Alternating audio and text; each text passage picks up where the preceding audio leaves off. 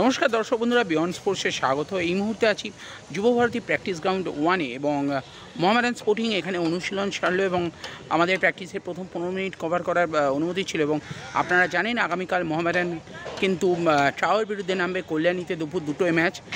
তবে গত ম্যাচে একটা রাজস্থানের বিরুদ্ধে বড় জয় কিন্তু দলকে অনেকটা কনফিডেন্স এনে দিয়েছে, কারণ তার আগে দুটি ম্যাচে ফলাফল ঠিক মতো না হওয়াতে কিন্তু একটা দলের মধ্যে একটা গুমোট পরিবেশের সৃষ্টি হয়েছিল এবং সেই পরিবেশটা কিন্তু কাটিয়ে উঠেছে এই একটা জয়ের ফলে। এবং আগামীকালের ম্যাচেও জয় ছাড়া কিন্তু কিছুই ভাবছে না কোচ আন্দ্রে চেনিসভ, এবং সেই জন্যই আজ কিন্তু দলকে পুরো খোশ মেজাজে দেখা গেল। আগামীকাল দলে আলেক্সিস তো থাকছেন না, আলেক্সিস বলুন বা ব্যারেটো বলুন বা ডেটল, এরা তো থাকছেই না। তবে আরও একজন গুরুত্বপূর্ণ কার্ড সমস্যায় কিন্তু আগামীকাল ম্যাচে পাওয়া যাবে না, কাসিমভকে। তো এই একটা সমস্যা মোহামেডানকে ফেস করতে হবে। এছাড়া বাকিরা সবাই অ্যাভেলেবেল আছেন এবং তারা কিন্তু আজ চুটিয়ে অনুশীলন করলেন।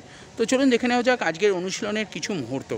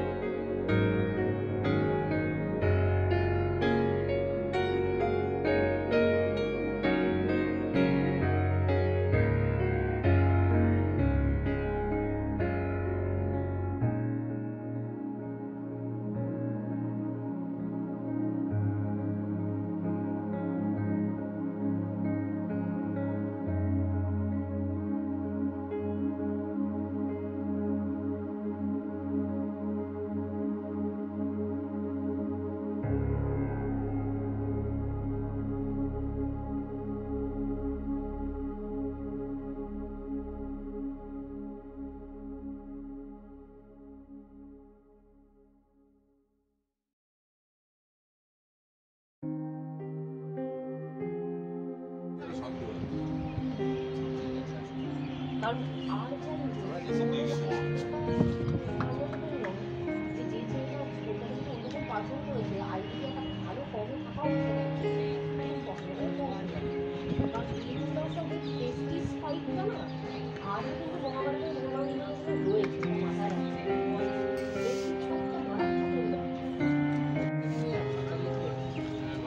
যদি টাইম পায় তো তাহলে 3টেটায় আসবে, নাহলে 5টা। ওদের অফিসে কিছু রমেশ দা জানে? হ্যাঁ, মিটিং আছে। মিডিয়া অফিসের মিটিং, শুধু ঝাড় আর পরের মিটিং এর ডেট। সব থেকে ঝাড়ের জিনিস কোনো কাজে আসে আর ঝাড় মিটিং মানে খিস্তি খাওয়া, যা আলোচনা হয় তার বিশেষে কাজ কিছু হয় না। আলোচনা কল্যাণীতে লাস্ট ইয়ার লিগে, হ্যাঁ কল্যাণীতে হয়েছিল। ইস্ট না সরি ইস্ট বেঙ্গল ফাউন্ডেশন, যেটা ইস্ট বেঙ্গল হারলে 2-0 টাকা গ্যালারিতে হবে। আর ও মাঠে ঢুকবে, এক তো